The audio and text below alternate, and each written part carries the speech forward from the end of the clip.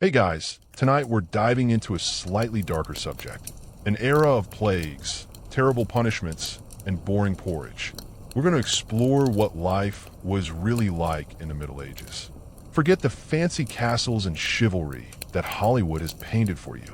The truth is, you probably couldn't last a day. Before you settle in, please take a moment to like the video and subscribe to the channel, only if you find this content interesting. And let me know where you're watching from and what time it is in the comments. I'm always curious to know who's on the journey with us from around the world. So dim the lights, and let's slowly take a walk through the night. Congratulations, you just woken up in the year 1325. Good news, you're alive. Bad news, so are the fleas. Your bed is a rotting straw mattress, stuffed with bugs and hay that smells like a stable floor, because 3 months ago, it was a stable floor. No high-tech mattress, no pillows, and certainly no fancy sheets. Just a wool blanket that hasn't seen water since last winter, now weighing as much as a small calf because of the dust it collects. You open your eyes to the distant clanging of church bells. It's a medieval version of an alarm clock, only louder and more ruthless. Your home is a one-room, windowless, open-plan wooden shack where family, pets, and bugs all huddle together. The smell? A special symphony, a delicate mix of old beer, human sweat, goat, and something you pray isn't mold, but you know it is. Scented candles haven't been invented yet, and even if they had, they'd melt on your dirt floor. You try to stretch, but immediately regret it because the air is bitingly cold and your joints are aching. You are 22, which by medieval standards is middle age. Your spine creaks like an old wooden door. Your knees rattle like a bag of rocks being shaken by someone. Getting out of bed is a gamble.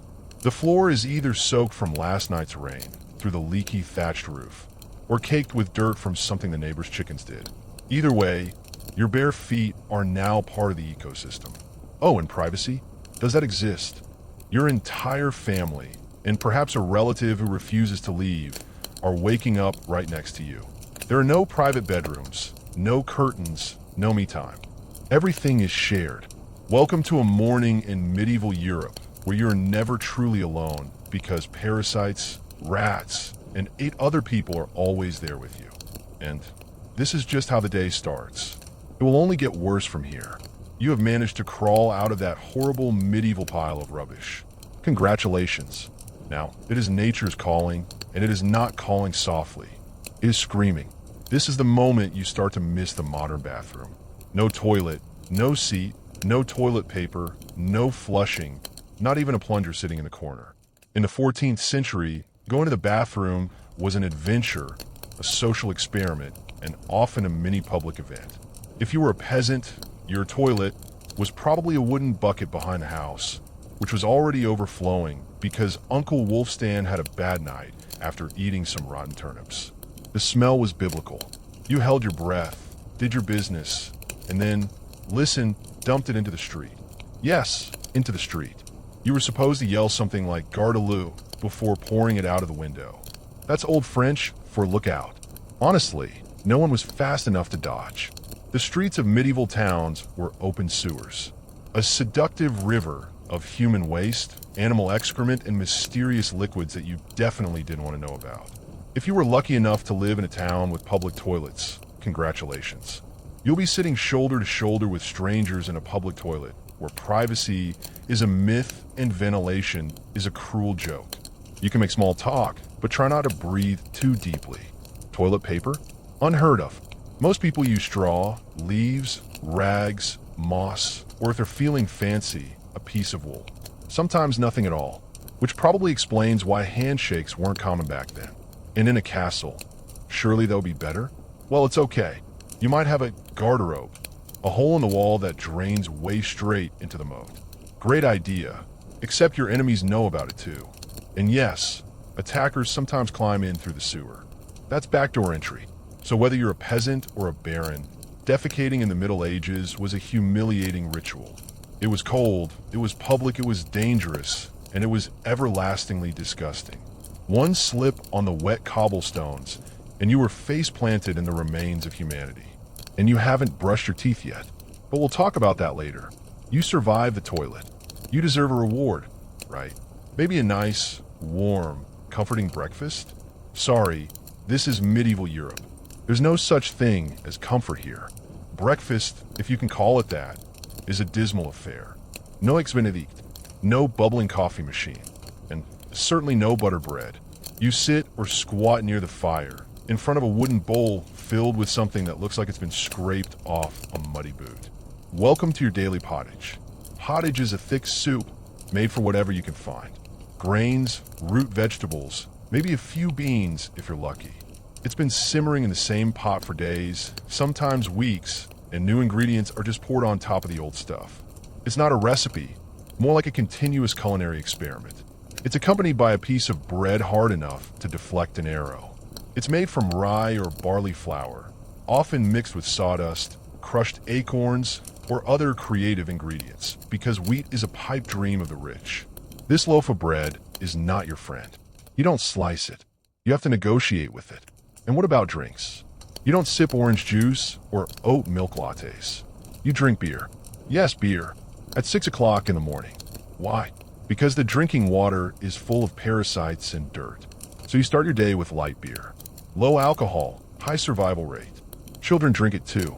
No fun, but at least it won't kill you instantly. Want meat or cheese? Foolish talk. That's only for Sundays and holy days, and only if your Lord is generous. Most peasants don't eat meat more than a few times a year. And fresh fruit, only when in season, and not already fermented in a wine. And don't even think about spices unless you're royalty. A pinch of pepper costs more than your monthly salary. Salt is precious enough to be kept in a safe place. So you crunch your bread, chug your medieval beer, and try not to think about the mouse that might have nibbled into your porridge last night. Breakfast doesn't give you energy. It just happens to you. And now that you're well-fed, i.e. famished, it's time to work like your life depends on it. Because it does. You've finished your dreary medieval breakfast, and it's time to get dressed. This doesn't help either. Your wardrobe is exactly one outfit. Just one outfit. It's a rough wool or linen tunic that you've been wearing every day for months, maybe years. There's no concept of seasonal fashion. Just wear this thing until it falls apart or develops a rash. Underwear? Optional. If you're lucky, maybe a linen undershirt. If not, well, you take a poop under sweaty, itchy wool, all sewn together haphazardly by someone who probably had no idea what a seam was. There were also no washing machines, no soap, and absolutely no dry cleaners in sight. So your clothes were always dirty, stiff, and smelled like a pile of vinegar-soaked compost in a pigsty. Even if you wanted to wash them, it wasn't easy. You had to carry water from a river or well, heat it over a fire, rub your robes on a board with ash or clay, and dry them in the sun, which was only sunny about 3 days a year. And don't ask me about shoes. If you had a pair, they were made of untanned leather, poorly sewn, and had no better arch support than a banana peel. Most peasants went barefoot, through mud, dung, and medieval mines, meaning sharp rocks and puddles full of disease. All of this leads to one obvious truth. Your skin hates you. You itch constantly. Fleas, lice, and bedbugs live free on your body. Everyone has it. Filthy aristocrats, itchy monks. Children are mobile insect farms. No one escapes. You'll find yourself scratching your armpits with a wooden spoon while chatting with the local priest. And no one cares. Your skin sores from the friction. Your scalp is a battlefield of bites. And if you get a rash, too bad. No dermatologist, no anti-check. No one tells you it's probably scabies. You just keep on suffering. And if it doesn't get infected, great. That rash will simply accompany you for the next 6 months, like an uninvited medieval companion. Now that you're dressed in misery and wrapped in discomfort, it's time to go out and start working yourself to death. Now that you're fully dressed in itchiness and damp wool, it's time to show off your morning smile. Only you don't, because in the Middle Ages, smiling was a dangerous game. Not emotionally dangerous, but dentally dangerous. There were no toothbrushes, no toothpaste, no mouthwash, no dental floss. The concept of oral hygiene was as common as bathing, which is not very common.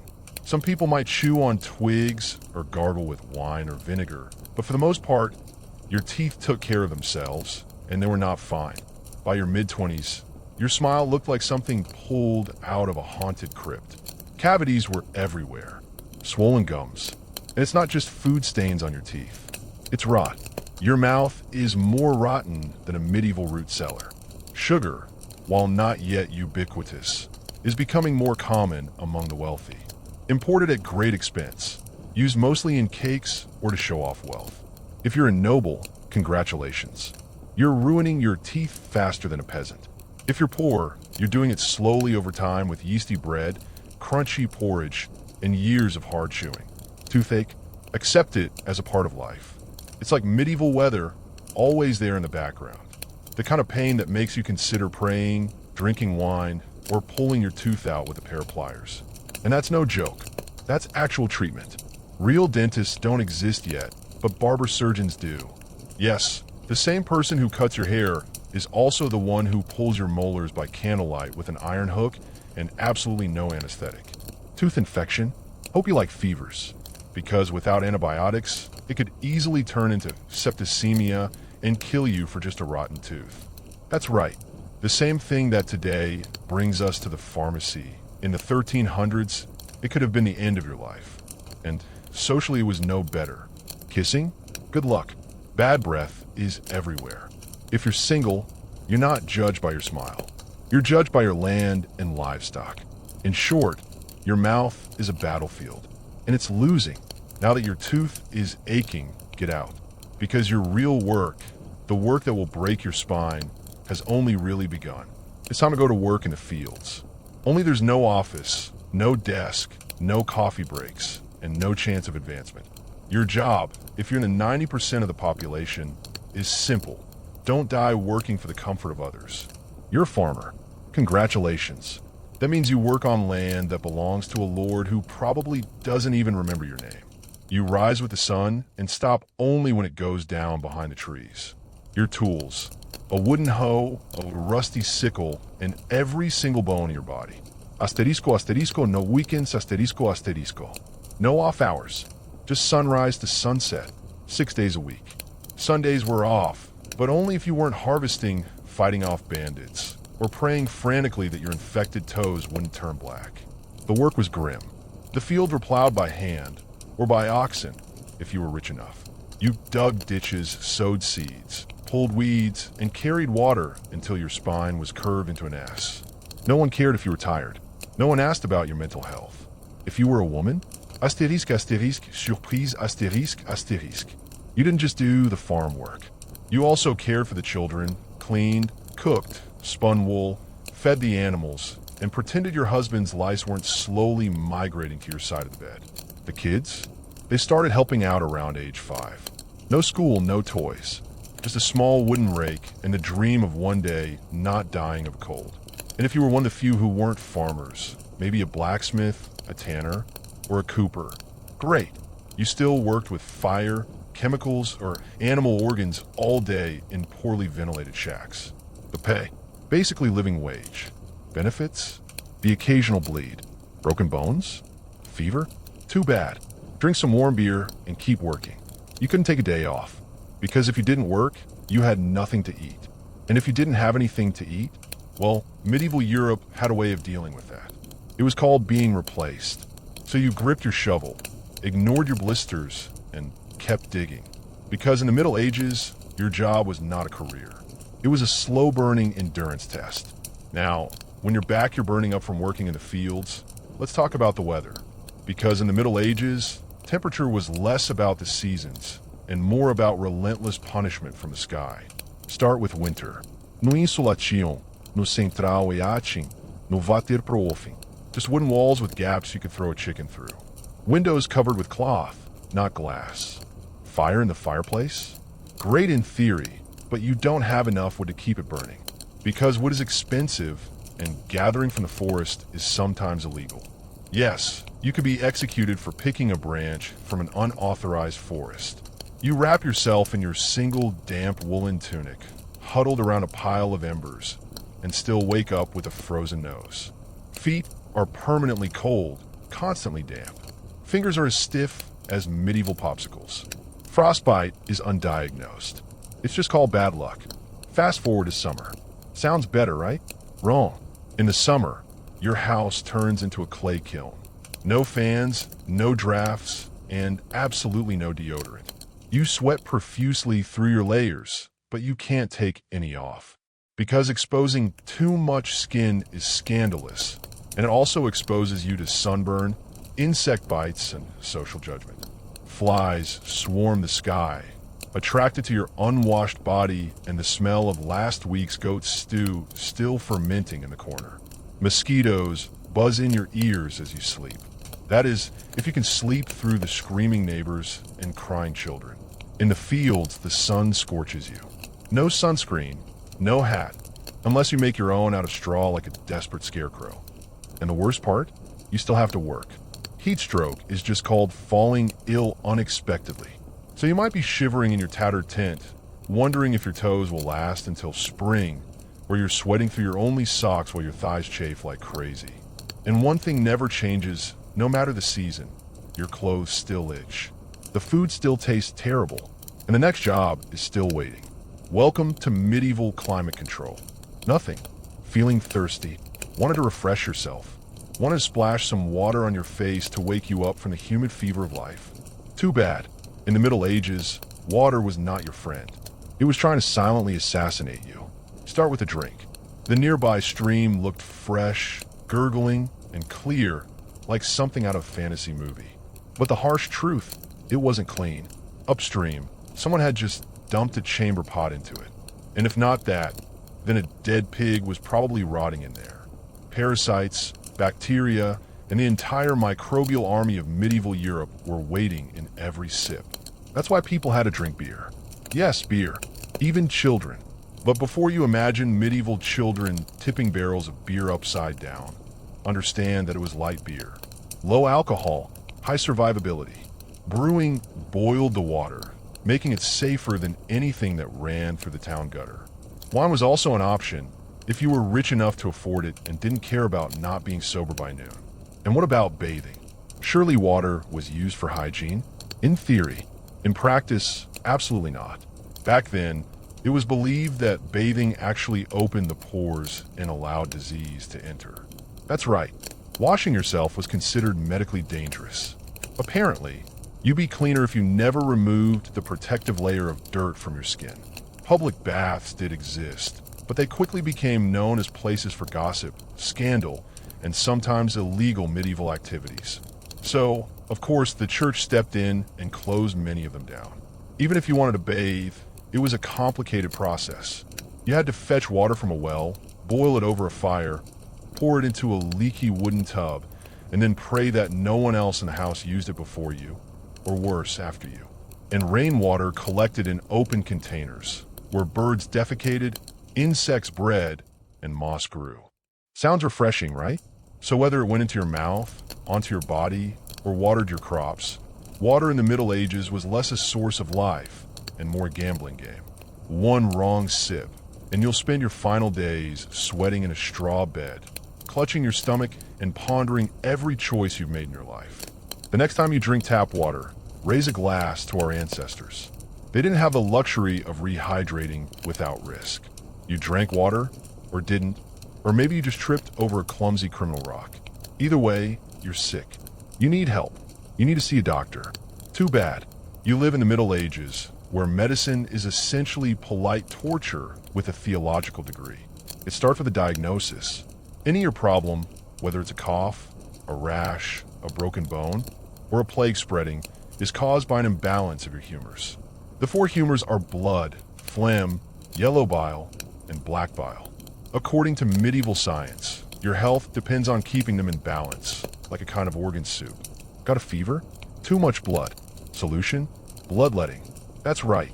Drain your life force into a bowl with a dull blade or a hungry leech. And yes, barbers used to do it. Imagine getting your hair cut and then bloodletting right there. 2 in 1, great. Feeling sad or anxious? That's obviously an excess of black bile. Cure? Laxative. Maybe a warm herbal cleanse or just some prayer and a cold towel while everyone avoids your eyes and starts preparing your coffin. Now, if you have a broken bone or an infected wound, you're in real trouble. No anesthetic, unless you count fainting from pain as anesthetic. Surgery is performed with knives that haven't been cleaned since the Crusades. Instruments are heated over fire not to sterilize, but because they look scarier like that. Antibiotics? Centuries away. Germ theory? Not invented yet. They think illness comes from bad air or God is angry at your moral failings. Stomach ache? Probably sinful thoughts. Hope you enjoy your puking confession. If your condition worsens, you'll be treated with more leeches, perhaps crushed beetles, and a priest will sit by your bedside to say a final mass, just in case. At this point, they're preparing for what's known as death. And if by some miracle you recover, people will simply assume that God has had mercy on you. The doctor takes all the credit, and the leech gets a promotion. So yes, in the Middle Ages, medicine was less about healing and more about surviving the process. After a long day of labor, lice, and leeches, it's finally time to eat. You trudge back to your hut, stomach growling, ready for the only pleasure left in life, a warm meal.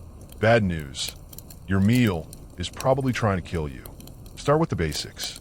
Food preservation was practically non-existent. No refrigeration, no freezing, just salting, smoking, or hoping the winter air would keep things fresh.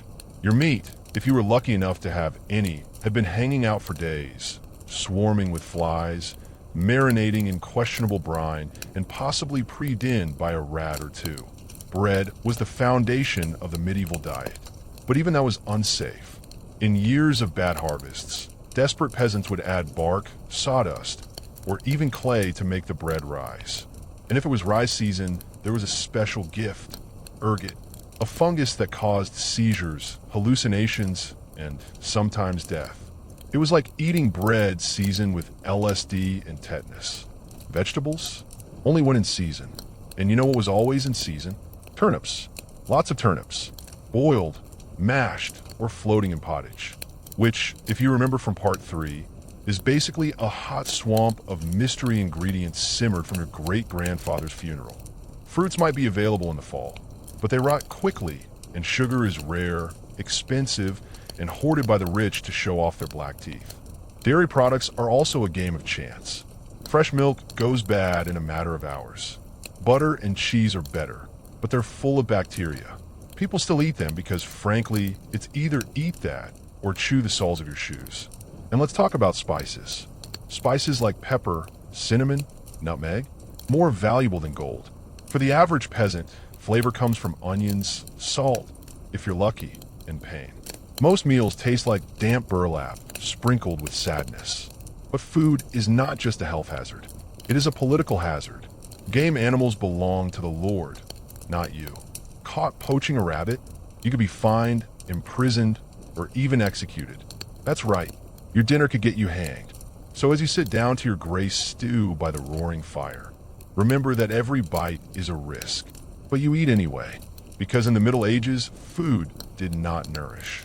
It tested. It's evening now. You've worked, suffered, and barely digested your questionable stew. Don't relax just yet, because God is watching. So is the priest. And your neighbor Agnes will surely report you if you miss service. In medieval Europe, religion was not just a part of life. It was life. The church controlled your calendar, your laws, your education, if you were a believer.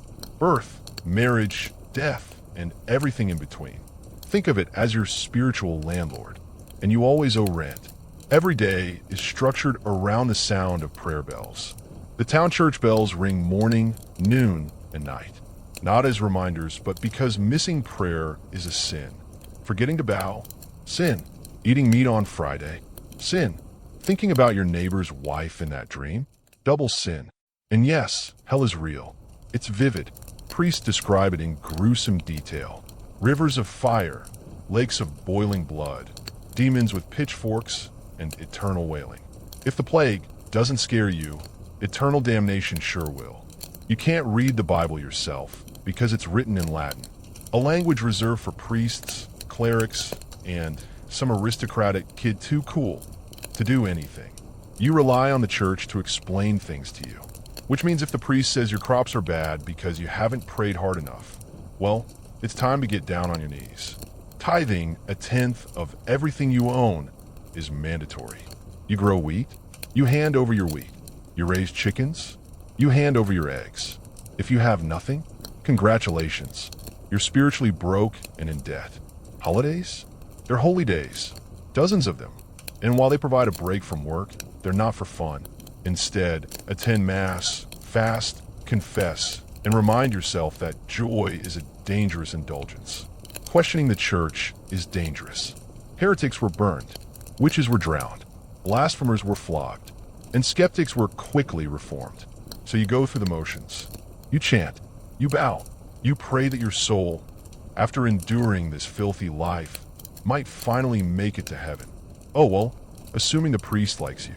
Because in the Middle Ages, God could be merciful, but the church wasn't so nice. If you think being a peasant in the Middle Ages was hard, try being a woman. All the filth, hunger, fear, plus childbirth, submission, and social invisibility. In the Middle Ages, being a woman was like playing a game on hard mode with no healing potions and no reset button. From birth, a girl's life path was pretty much set. Marry early, have children, serve your husband, die tired. Education? Unlikely. Unless you're from a noble family and sent to a monastery. Your intellectual development stops around the time you learn to make butter and mend robes. Marriage happens early. Very early. It's not uncommon to be engaged at 12 and pregnant at 14. It's not about love. It's about land, livestock, and alliances. Your opinion? Not asked. Once married, you're basically your husband's property. Your job is to produce children, feed everyone, keep the house running, and not complain. Because complaining can get you labeled a nag, or worse, a witch. That label comes with a free drowning or burning at the stake, depending on the local fashion. Childbirth is a death lottery. No prenatal care, no sterile instruments, no anesthesia. The midwife does her best, but even minor complications can mean death for mother, baby, or both. Some women survive 10 pregnancies. Many don't survive a second. But don't worry, once the baby is born, your workload increases. Now you have a screaming newborn in a flea-infested hut, and you're still expected to breastfeed, cook, clean, and still work in the fields. You don't get a break. You are a break for everyone else. If you're unmarried, you're suspicious. If you're widowed, you're vulnerable. If you talk too much, you're dangerous. Women who did not conform were often accused of witchcraft, especially if they had knowledge of herbs, were strong-willed, or simply looked at someone oddly on a rainy Tuesday. Even within the church, your role was limited. Nuns lived under strict rules. No speaking without permission, no freedom of movement, and your spiritual worth was always below that of a man. In short, if you were a woman in the Middle Ages, you were expected to endure, obey, reproduce, and suffer in silence. Ideally, suffering with a smile. Because even in a time when everyone suffered, women were somehow expected to suffer gracefully. So far, you've battled filth, famine, injustice, and maybe a goat. But just when you thought your day couldn't get any worse, violence strikes. Noisy, bloody, and generally considered normal. By medieval standards, let's be clear, the Middle Ages were not a peaceful time. The concept of law and order meant mostly so that the local lord wasn't in a bad mood. Violence was everywhere. In the home, in the streets, on the battlefield, in church disputes, and sometimes even in the breadline. Crime was widespread. Punishment was brutal, and justice was more a spectacle than a protection. Steal a loaf of bread? You could lose a hand. Accused of lying? Your tongue could be pierced. Gossip too much? Meet this scold's bridle, a metal mask strapped to your head with a bar across your mouth. For correction, of course. Suppose you were accused of a serious crime. Heresy, theft, witchcraft. How would you prove your innocence? By torture, of course. Welcome to trial by ordeal. 1. You stick your hand in boiling water to retrieve a stone. If the wound heals without infection in 3 days, you're innocent. If not, you're guilty. Another option, you're thrown into a river. If you sink, you're innocent and probably dead. If you float, you're guilty and will be punished anyway. It's like a medieval game show where survival is the prize and the host is actively rooting for you to fail. And if you're sentenced to death, it's a public event. Executions are carried out in front of cheering crowds. Hangings, beheadings, burnings. Sometimes people bring snacks. It's the medieval version of cable TV. Domestic violence? Asterisco, asterisco, totally fine, asterisco, asterisco. Husbands were allowed, even expected, to discipline their wives and children. Street fights? Common. You could get beaten just for looking the wrong way at a nobleman's horse. And war? Always simmering. Local feuds, territorial disputas, cruzadas. There was always someone marching out to stab someone else in the name of honor, God, or just boredom. Violence was not a social breakdown in the Middle Ages. It was society. People lived with the constant awareness that life was fragile, justice was fickle, and your neighbor might crush your head over a pig. So tread carefully, look down, and never trust someone with a stick. By now, you've survived the lice, the leeches, the misery of not having enough laundry, and the threat of public disembowelment. But now comes the final chapter of most medieval lives, an early and inglorious death. If you lived and breathed past 40, you were truly a celebrity. You might even be called old man/woman, a nickname that's less meaningful than a statistical feat. Let's break it down. Average life expectancy hovers around 30-40 years, but that number is heavily weighed down by infant mortality. Nearly half of all children die before they turn 5. Disease, malnutrition, or just a harsh winter are enough. No vaccines, no antibiotics, no hope. If you survive childhood, you enter adulthood exhausted. The work begins as soon as you can walk upright, and by 25 your joints are creaking like a monastery door. You may be missing a few teeth, a finger, and much of your early optimism. Women face a particularly dangerous ordeal, childbirth. It was one of the leading causes of death for women in the Middle Ages. No pain relief, no medical intervention, just prayer, hot water, and someone holding your hand while you bled to death on a bed of straw. Some women survive 10 pregnancies. Many don't survive a second. For men, the dangers are different, but no less persistent. Farm accidents, infections from minor wounds, the wrath of a drunken neighbor, a failed crusade. Even walking to market can be dangerous if you run into a bored highwayman or an angry tax collector. Death could also come silently from the plague, which turns cities into cemeteries overnight, or from famine, which could last a season, depopulating entire villages. Or from bad luck, like eating rancid grain and spending your last hours hallucinating and screaming at the walls. And funerals? You were lucky if you got one. Bodies were usually buried quickly to avoid spreading disease. No embalmin, no palistgafin. Just a hole, a few mumbled prayers, and a shallow mound, if there was room in the churchyard. So yes, in the Middle Ages, life was harsh, short, and constantly stalked by death in all its innocuous forms. You didn't retire. You just stopped showing up. So how was your day? You woke up in the filth, relieved yourself in a bucket, brushed your teeth by wishing, nearly fainted from hunger, worked until your spine screamed, scratched yourself furiously through your sweater, prayed you didn't catch the plague, and almost got publicly executed for owning a squirrel. Welcome to a typical day in medieval Europe. Still dreaming of being a knight? Think again. That romanticized version of the Middle Ages, chivalrous swordsmen, noble ladies in towers, heroic battles, and banquets in candlelit halls. Asterisk asterisk is a myth asterisk asterisk, made up of fairy tales and fantasy books. The truth is that the medieval world was rough, cruel, and deeply unfair. Hierarchy was everything. If you were born poor, you stayed poor. If you were born rich, congratulations. You had a better chance of survival, but you were still just a bowl of spoiled soup and a hasty funeral away from death. Even the nobility were not immune to misery. Castles were empty ice chests filled with fleas, dust, and political marriages. Sure, you had fur coats and wine glasses, but there was also a 50% chance of dying in a fight or from an infected splinter. Not exactly a luxury. The so-called simpler times weren't simple. They were cruel. Things took longer. Things hurt more. Everything, from childbirth to chewing food, came with consequences. Life was survival, not entertainment. And if you had a quiet moment to think, to daydream, to imagine something better? Well, there was nothing you could do about it. No social mobility, no modern medicine, no internet to Google. What is this weird rash? You lived, suffered, worked, and died within a 10-mile radius of where you were born. But here's the most surprising thing. Through it all, people laughed, sang, told stories, loved, and found meaning. Not because life was easy, but because people are that resilient. Even in their darkest chapters, they made space for light.